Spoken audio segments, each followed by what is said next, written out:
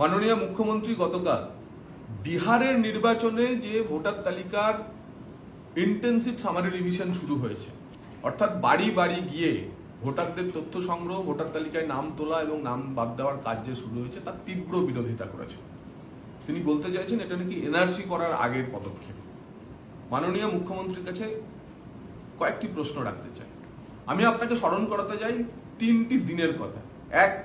4 August 2005, সেদিন আপনি সংসদে দাঁড়িয়ে তৎকালীন স্পিকার সোমনাথ চট্টোপাধ্যায়ের মুখের উপরে 2টি ভোটার তালিকা ছুড়ে দিয়েছিলেন। আপনি যা দাবি করেছিলেন, একটা নাকি বাংলাদেশিদের নাম পশ্চিমবঙ্গের ভোটার তালিকায় আছে, অন্যটি এদেশীয় যথার্থ ভোটার যারা ভারতীয় নাগরিক তাদের নাম। আপনার দাবি ছিল যে লক্ষ লক্ষ বাংলাদেশি পশ্চিমবঙ্গে এসে ভোটার তালিকায় নাম তুলেছে। আপনার দাবি ছিল অনুপ্রবেশকারীদের পশ্চিমবঙ্গ থেকে বের করতে হবে। আরো একটি দিনের কথা আপনাকে স্মরণ করায়, 21শে জুলাই 1993। সিপিএম ভোটার তালিকায় ভুয়ো ভোটার ভরে রেখেছে, বাংলাদেশিদের নাম তুলে রেখেছে, অনুপ্রবেশকারীদের নাম আছে, একই ভোটারের একাধিক জায়গায় নাম রয়েছে। এই দাবিতে আপনি সচিত্র পরিচয়পত্রের দাবি জানিয়েছিলেন। 21শে জুলাই আজও আপনি পালন করেন, এবারেও পালন করবেন। আপনার দলের তৎকালীন যুব কংগ্রেসের বেশ কয়েকজন পুলিশের গুলিতে, জ্যোতি বসু পুলিশের চালানো গুলিতে মারা গেছে। আর 25শে ফেব্রুয়ারি 2025 নেতাজি ইন্ডোর স্টেডিয়ামে দাঁড়িয়ে আপনি দাবি করলেন বিজেপি নাকি পশ্চিমবঙ্গের ভোটার তালিকায় গুজরাট, হরিয়ানা, মধ্যপ্রদেশ, মহারাষ্ট্র, ঝাড়খণ্ডের হাজার হাজার লক্ষ লক্ষ ভোটারের নাম তুলে রেখেছে। তারা নাকি ভোট দিতে আসবে গুজরাট থেকে, মহারাষ্ট্র থেকে। আপনার মূল দাবি কি? ভোটার তালিকা পরিষ্কার করা, ক্লিনজিং অফ ভোটার তালিকা। তো সেই দাবি থেকে সরে এসে কাল আপনার এই কাজটি যখন আপনারই দাবি মেলে, নির্বাচন কমিশন এই কাজটি বিহারে শুরু করেছে, আপনি বাংলার জন্য অশনি সংকেত দেখছেন কেন? আপনার তো বলা উচিত যে দেখুন এটা আমার সাফল্য, আমি দাবি করেছিলাম ভোটার তালিকা ত্রুটিমুক্ত করতে হবে, আমার দাবি মেনে নিয়ে নির্বাচন কমিশন সেই ত্রুটিমুক্ত ভোটার তালিকার কাজ করতে শুরু করেছে। তার থেকে উল্টো গিয়ে আপনি এনআরসির ভয় পাচ্ছেন কেন? আপনি বুঝতে পারছেন যে বিহারে যেভাবে ভোটার তালিকা শুদ্ধিকরণের কাজ হচ্ছে তাতে পশ্চিমবঙ্গে অনুপ্রবেশকারী, রোহিঙ্গা, পাকিস্তানি নাগরিকদের নাম চিহ্নিত হয়ে যাবে।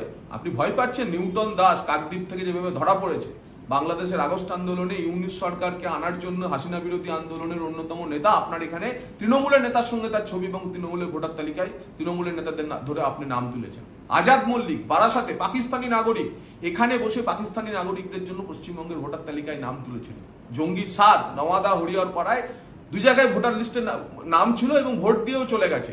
আনসারুল্লাহ বাংলা বা আল কায়দা ইন সাবকন্টিনেন্টের জঙ্গি ছিল, আল কায়দার জঙ্গি মুর্শিদাবাদে বসে ভোটার তালিকায় তার নাম তুলে ভোট দিয়ে যাচ্ছিল। এরা চিহ্নিত হয়ে যাবে বলে আপনি এত চিন্তিত হয়ে পড়েছেন? নির্বাচন কমিশন কি বলছে? আপনি যে 2005 সালে যে ভোটার তালিকাটা দেখিয়েছিলেন সেটা পশ্চিমবঙ্গের সর্বশেষ ইন্টার্নশিপ সামারি রিভিশনের ফলে তৈরি হওয়া ভোটার তালিকা।